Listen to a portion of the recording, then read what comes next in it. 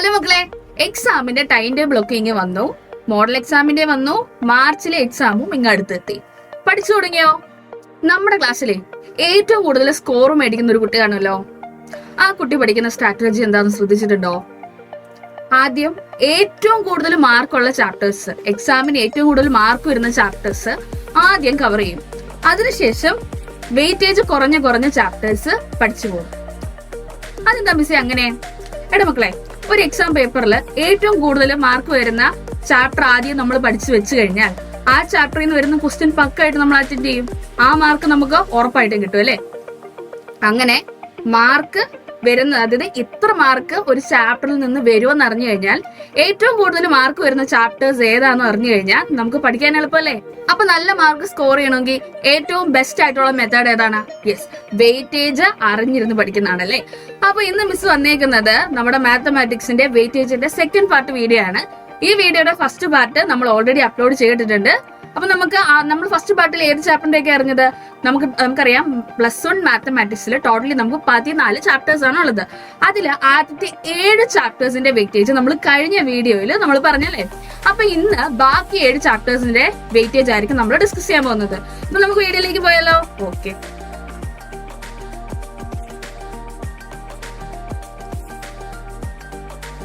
ഇവിടെ നോക്കിക്കേ, ആദ്യത്തെ 7 ചാപ്റ്ററിന്റേത് നമ്മൾ കഴിഞ്ഞതിനകത്ത് പറഞ്ഞു.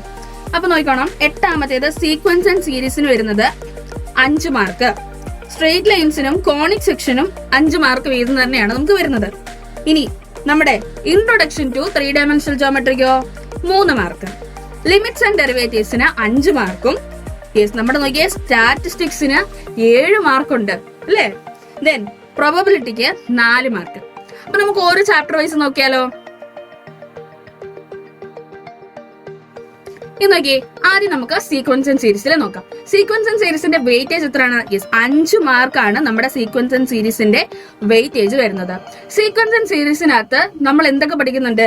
സീക്വൻസ് പഠിക്കുന്നുണ്ട്, സീരീസ് പഠിക്കുന്നുണ്ട്, ജോമെട്രിക് പ്രോഗ്രഷൻ, ജോമെട്രിക് മീൻ, ഇതെല്ലാം പഠിക്കുന്നുണ്ട്. എന്നാൽ ഏറ്റവും കൂടുതൽ ക്വസ്റ്റ്യൻ വരുന്നത് എവിടെ നിന്നാണ്?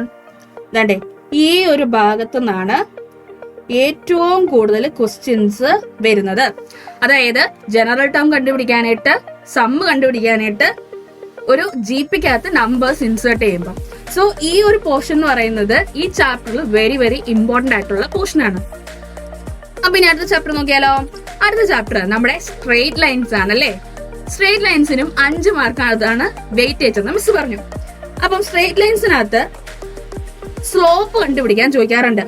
ദെൻ ഇക്വേഷൻ കണ്ടുപിടിക്കാൻ, ഒരു ലൈനിന്റെ ഇക്വേഷൻ കണ്ടുപിടിക്കാറുണ്ട്. അത് പലതരത്തിലുള്ള ഇക്വേഷൻസ് ആയിരിക്കും നമുക്ക് ചോദിക്കുന്നത്. എന്നാൽ ഏറ്റവും കൂടുതൽ വരുന്ന ഏത് പാർട്ടിൽ നിന്നാ? ദാണ്ടേ ഈ ഒരു പാർട്ട് അല്ലേ. Point slope form, 2 point form, then intercept form. ഇതിനകത്തെ ഇക്വേഷൻസ് എല്ലാം തന്നെ നമുക്ക് നോക്കി വെച്ചിട്ട് വേണം പോകാനായിട്ട്. ദെൻ അല്ലാതെ തന്നെ വേറെ ഇത് ചോദിക്കാറുണ്ട്, ഡിസ്റ്റൻസ് വെച്ചല്ലേ. ഡിസ്റ്റൻസിന്റെ ഇതിൽ ചോദിക്കാറുണ്ട്. അതിൽ തന്നെ പാരലൽ ലൈൻസിന്റെ, അത് 2 പാരലൽ ആയിട്ടുള്ള ലൈൻസ് തമ്മിലുള്ള ഡിസ്റ്റൻസ് റിലേറ്റഡ് ആയിട്ട് നമുക്ക് ക്വസ്റ്റ്യൻസ് വരാറുണ്ട്. അപ്പം ഇതും ഇമ്പോർട്ടന്റ് ആണ്. ഇനി അടുത്ത ചാപ്റ്റർ ഏതാ? യെസ്, നമുക്ക് കോണിക് സെക്ഷൻ എന്ന് പറഞ്ഞ ചാപ്റ്റർ ആണ്. അതിനും 5 മാർക്കാണ് വെയിറ്റേജ് പറഞ്ഞേക്കുന്നത്. ഇതിൽ നമ്മൾ 4 ഷേപ്പുകളെ കുറിച്ചാണ് പഠിക്കുന്നത്. ഏതാ? Circle, ellipse, parabola, hyperbola. മക്കളെ, ഈ എലിപ്സും ഹൈപ്പർബോളയും ഇമ്പോർട്ടന്റ് ആണ്. എലിപ്സും ഹൈപ്പർബോളയും ഇമ്പോർട്ടന്റ് ആണ്. ഈ 4 ഇതിനകത്തൊന്നും നമുക്ക് മെയിൻലി ഏതൊക്കെയാണ് ചോദിക്കാറുള്ളത്? മിസ് ഒരു സമ്മറി പോലെ നമ്മൾ ഏതൊക്കെ വരും എന്നുള്ളത് പറയുകയാണെങ്കിൽ, ഓരോ ഇതിനെ എടുക്കുമ്പോൾ, ഇപ്പൊ സർക്കിളിനെ എടുക്കുമ്പോഴും എലിപ്സിനെ എടുക്കുമ്പോഴും വേറെ ആണെങ്കിലും മിസ് ഇതെല്ലാം കൂടെ കമ്പൈൻ ചെയ്തിട്ട് ഏതൊക്കെ വരും എന്നുള്ളത് പറയുകയാണെങ്കിൽ, സ്റ്റാൻഡേർഡ് ആയിട്ടുള്ള ഇക്വേഷൻ ചോദിക്കും, lattice rectum, length of major axis, minor axis, conjugate axis, transverse axis ഇത് ചോദിക്കും, ഡയറക്ട്രിക്സ്, ഫോക്കസ്, എക്സെൻട്രിസിറ്റി. ഇതെല്ലാം തന്നെ നമ്മൾ നോക്കിയിട്ട് വേണം പോകാനായിട്ട് അല്ലെ. യെസ്, മെയിൻലി സ്റ്റാൻഡേർഡ് ഇക്വേഷൻ ഏതാണെന്ന് ഐഡന്റിഫൈ ചെയ്യണം. അത് കഴിഞ്ഞാൽ പിന്നെ ബാക്കി ഇക്വേഷൻ ഉണ്ടെങ്കിൽ നമുക്ക് സെറ്റാ അല്ലെ. അപ്പം ഈ ചാപ്റ്ററിനകത്തുനിന്ന് ഏതൊക്കെയാണ്? എലിപ്സും ഹൈപ്പർബോളയും ഇമ്പോർട്ടന്റ് ആണ്. ബാക്കി നമ്മൾ പഠിക്കണം, എന്നാൽ ഇതിന് കുറച്ച് വെയിറ്റേജ് കൂടുതൽ കൊടുക്കുക.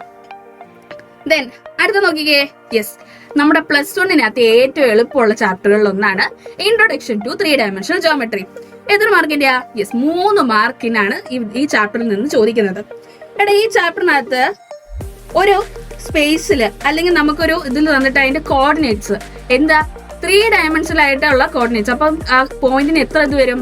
3 വരും അല്ലെ? യെസ്, ABC എന്നുള്ള രീതിയിലായിരിക്കും നമ്മുടെ പോയിന്റിന് നമ്മൾ ഡിനോട്ട് ചെയ്യുന്നത്. അത് കഴിഞ്ഞ് നമ്മളോട് ചോദിക്കുന്ന ഏതാണ്? ഡിസ്റ്റൻസ് ഫോർമുല വെച്ചുള്ള ക്വസ്റ്റ്യൻസ് ആയിരിക്കും. അതിന് ബേസിക്കലി നമ്മൾ ഏറ്റവും ഇമ്പോർട്ടന്റ് ആയിട്ട് ക്വസ്റ്റ്യനിൽ കാണാറുള്ള കേസസ് ഏതൊക്കെയാണ്? കണ്ടേ, ഈ 5 കേസസ് ആണ്.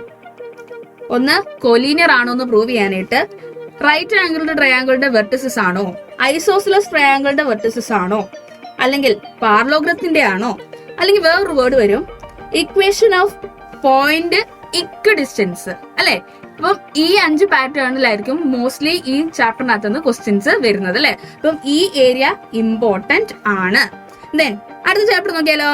അടുത്ത ചാപ്റ്റർ ആണ് നമ്മുടെ limits and derivatives. Limits and ഡെറിവേറ്റീവ്സിനകത്തുനിന്ന് 5 മാർക്കിന്റെ ക്വസ്റ്റ്യൻ ആയിരിക്കും നമുക്ക് ചോദിക്കാറ്. +1 നമുക്ക് ഏറ്റവും കൂടുതൽ ഇമ്പോർട്ടൻസ് വരുന്നത് ലിമിറ്റ്സിനാണ്.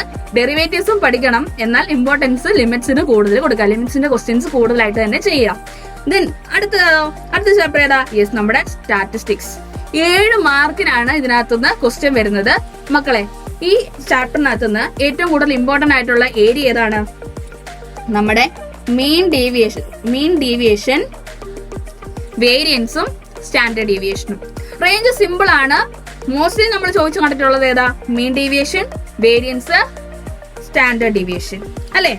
ഇത് നമുക്ക് ബേസിക്കലി ഏതൊക്കെ ഡേറ്റയുടെ ബേസിലായിരിക്കും നമ്മൾ ഈ പ്രോബ്ലംസ് ചെയ്യാറുള്ളത്? അൺഗ്രൂപ്ഡ് ഡേറ്റയുടെ കാണും, ഡിസ്ക്രീറ്റ് ഫ്രീക്വൻസി ഡിസ്ട്രിബ്യൂഷൻ, ദെൻ അടുത്തത് കണ്ടിന്യൂസ് ഫ്രീക്വൻസി ഡിസ്ട്രിബ്യൂഷൻ അല്ലെ. അപ്പം ഈ 3 തരത്തിലുള്ള ഡേറ്റയുടെയും നമ്മൾ ഈ പാറ്റേണിലുള്ള പ്രോബ്ലംസ് ചെയ്യും അല്ലെ. അപ്പം ഈ പ്രോബ്ലംസ് എല്ലാം തന്നെ ചെയ്ത് നോക്കിയിട്ട് പോവാ. 7 മാർക്കാണത് ഉറപ്പായിട്ടും നമ്മൾ മേടിച്ചിരിക്കണം അല്ലെ. ദെൻ അടുത്ത ചാപ്റ്റർ ഏതാണ്? യെസ്, നമ്മുടെ ലാസ്റ്റ് ആൻഡ് ഫൈനൽ ചാപ്റ്റർ വരുന്നത് പ്രോബബിലിറ്റി ആണ്. പ്രോബബിലിറ്റിക്കകത്തുനിന്ന് 4 മാർക്കിന്റെ ക്വസ്റ്റ്യൻ ആണ് വരുന്നത്. ബേസിക്കലി നമുക്ക് പ്രോബബിലിറ്റി കണ്ടുപിടിക്കാനായിട്ടുള്ള ക്വസ്റ്റ്യൻ ആയിരിക്കും വരുന്നത്. ഇക്വേഷൻ യൂസ് ചെയ്തും അല്ലാതെ സിമ്പിൾ ആയിട്ടുള്ള ക്വസ്റ്റ്യൻസും വരും. പിന്നെ നമുക്ക് 2 വേർഡ്സ് ഇമ്പോർട്ടന്റ് ആയിട്ട് നമ്മൾ അറിഞ്ഞിരിക്കേണ്ടതുണ്ട്. പ്രോബബിലിറ്റിയുടെ പ്രോബ്ലംസ് ചെയ്യുമ്പോൾ അറിഞ്ഞിരിക്കേണ്ട 2 വേർഡ്സ് ഏതൊക്കെയാണ്? Mutually exclusive and mutually exhaustive. ഈ 2 വേർഡ്സ് എന്താണെന്ന് അറിഞ്ഞിരിക്കണം. അപ്പം നമ്മൾ പ്രോബബിലിറ്റിയുടെ പോയിന്റ്സ് പ്രോബബിലിറ്റി കണ്ടുപിടിക്കുമ്പോൾ നമുക്കത് കുറച്ചുകൂടെ എളുപ്പമായിട്ട് തോന്നും അല്ലെ. ഓക്കെ, അങ്ങനെ നമ്മുടെ ലാസ്റ്റത്തെ ചാപ്റ്ററും നമ്മൾ കംപ്ലീറ്റ് ആക്കി. അപ്പൊ ഇപ്പൊ തന്നെ പഠിച്ചു തുടങ്ങല്ലേ. വെയിറ്റേജ് അനുസരിച്ച് ഇന്ന് തന്നെ സ്റ്റാർട്ട് ചെയ്തു. ഏറ്റവും കൂടുതൽ വെയിറ്റേജ് വരുന്ന ചാപ്റ്റേഴ്സ് ആദ്യം തന്നെ പഠിച്ച് സെറ്റ് ആക്കി വെച്ചു. അപ്പൊ എക്സാം അടിപൊളിയായിട്ട് എഴുതില്ലേ.